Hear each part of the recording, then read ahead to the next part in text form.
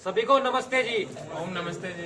तो अपना गुरुकुल चला हुआ है वैदिक गुरुकुल, जो कि उत्तराखंड में है, और यहाँ पर अनेकों राज्य से युवा साथी आए हुए हैं जो कि ब्रह्मचर्य का पालन कर रहे हैं। तो आज का हमारा विषय है कि ब्रह्मचर्य के फायदे कितने दिनों में मिलते हैं।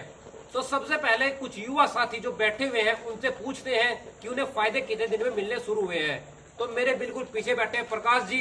तो प्रकाश जी, आप बताएं कि आपको फायदे कितने दिन में मिलने शुरू हुए हैं। फायदे 5-7 दिन में मिलना शुरू हुए हैं। तो प्रकाश जी ने बताया कि मुझे ब्रह्मचर्य के फायदे 5-7 दिन में मिलने शुरू हो चुके हैं। और अब मेरे इधर बैठे हैं विक्रम जी। तो विक्रम जी, आप भी बताइए। ओम नमस्ते जी। यहाँ पे 5-7 दिन में ब्रह्मचर्य का फायदा मिलने लगता है। अब मेरे बगल में संजीव जी बैठे हैं। संजीव जी, आप भी बताइए। ओम नमस्ते जी। मेरा ऐसा मानना है कि जिस दिन से हम संकल्प लेते हैं उसी दिन से ब्रह्मचर्य के फायदे मिलना शुरू हो जाते हैं। आप बताइए। रोहित जी, आप बताइए। नमस्ते जी। जिस दिन आप ब्रह्मचर्य का संकल्प लोगे उसी दिन से आपकी शुरुआत हो जाएगी और उसके बाद लगातार आप पालन करते रहोगे तो लगातार आपको फल मिलता रहेगा ब्रह्मचर्य का। ओम नमस्ते। तो सभी युवा साथी ने अपने अपने अलग अलग विचार रखे हैं। आपको इनका विचार भी अच्छा लग सकता है, प्रकाश जी का या विक्रम जी का, सबके अपने अपने विचार हैं। देखो, मैं आपको एक बात कहना चाहूंगा। बहुत सारे युवा यही बात कहते हैं कि भाई ब्रह्मचर्य के फायदे कितने दिन में मिलने शुरू होते हैं। देखो, अगर आपने ब्रह्मचर्य नाश ज्यादा किया है और आपको फायदा चाहिए ज्यादा, तो उसके लिए तो समय लगता है।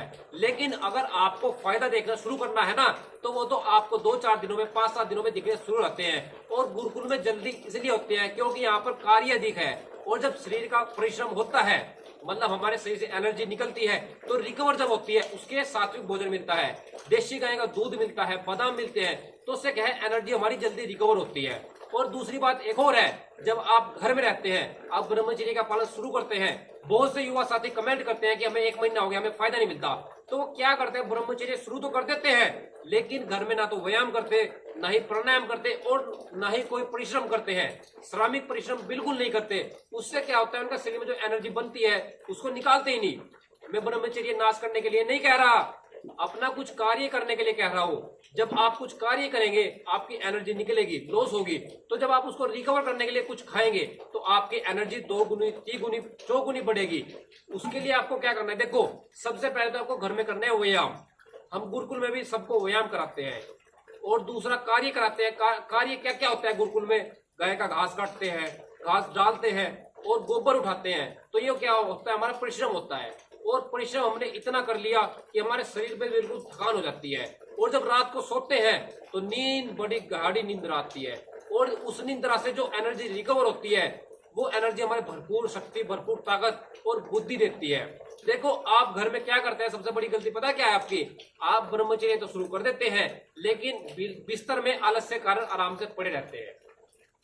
अनेकों युवा साथी यहाँ भी गुरुकुल में आए हुए, पहले यही कहते हैं कि हमने तो घर में 6 महीने, 1 साल ब्रह्मचर्य किया, कुछ लाभ ही नहीं मिला। तो भाई देखो, जब तक आप व्यायाम प्राणायाम नहीं करोगे ना, तब तक आपको लाभ नहीं मिलेगा। दूसरा, अपना भोजन पर ध्यान दें।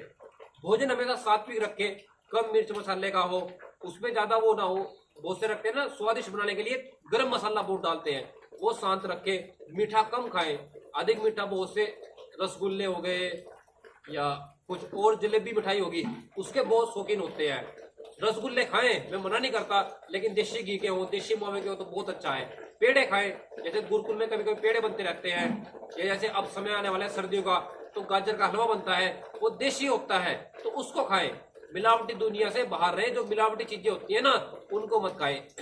देखो, जो आप हलवाई, आसपास हलवाई जो मिठाई बनाते हैं ना, स्वादिष्ट तो होती है, लेकिन जो उसका नुकसान होता है ना, वो आपको पता है। वो भी काम वासना बढ़ाता है बहुत तेजी के साथ। अपनी काम वासना को शांत करने के लिए सात्विक भोजन करें, सात्विक मीठा खाएं जो घर का बना हुआ है, देशी मावा जो बनता है ना घर में, वो खाएं। बाकी और ब्रह्मचर्य पालन करने के लिए जो गुरुकुल में आना चाहता है, डिस्क्रिप्शन में नंबर है, आप आ सकते हैं। और एक और चीज बात का ध्यान रहे, आपको घर में रहते हुए ना व्यायाम जरूर करने हैं। आप जब तक व्यायाम नहीं करोगे ना, आपका शरीर रिकवर नहीं होगा। तो ब्रह्मचर्य के फायदे आपको बहुत जल्दी मिलेंगे अगर आप व्यायाम करेंगे। तो सभी को नमस्ते जी। ओम नमस्ते जी।